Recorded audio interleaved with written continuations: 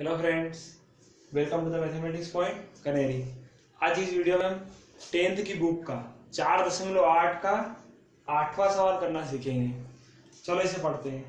यदि वर्ग समीकरण ये मैंने यहाँ लिख दी है 2x² प्लस px प्लस 4 = 0 का एक मूल 1 हो, एक मूल उसने 1 दे रखा, मैंने अल्फा बराबर 1 मान लिया, तो दूसरा मूल ज्ञात कीजिए। तो बीटा ज्ञात करना है, मैंने क्वेश्चन मार्क कर दिया इसे, तथा p का मान भी ज्ञात कीजिए। तो p का मान भी क्वेश्चन मार्क कर दिया। अब इसको हल करने से पहले हमें क्या, इस समीकरण में से एबीसी के मान निकालने पड़ेंगे। तो यहां से एबीसी के मान क्या हो जाएंगे, ए का मान कहां से आता है, इस x² को छोड़ के जो बचता है इसका जो गुणांक है वो a का मान होगा। तो दो है, और b का मान क्या हो जाएगा, इस x को छोड़ के इसका जो गुणांक है वो b का मान, तो p है।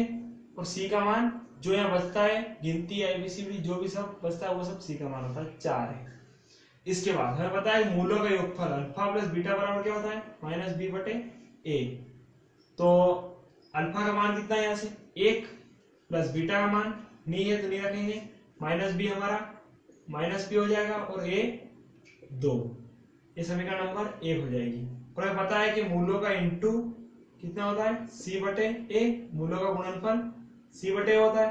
तो हमारा अल्फा का मान कितना है, 1 गुणित बीटा ऐसा ऐसा, और c का मान कितना है 4, a का मान 2, इसको काटा 2 आया, और b अल्फा का 1 में गुणा करा तो बीटा = 2, ये समीकरण नंबर 2 हो गई।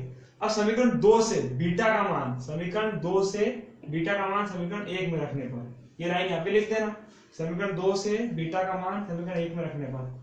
अब समीकरण 1 वापस उतारते हैं, -p/2, p1 ऐसा, बीटा का मान हमारे पास है 2, तो 2 लिख देंगे, -p/2।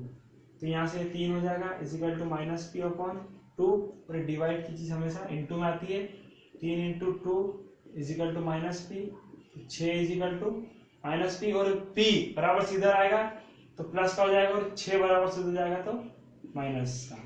तो ये हमारा p का मान भी आ गया है, p = -6, और ये हमारा बीटा का मान आ गया है 2, बीटा का मान 2 और इसका -6। Thank you.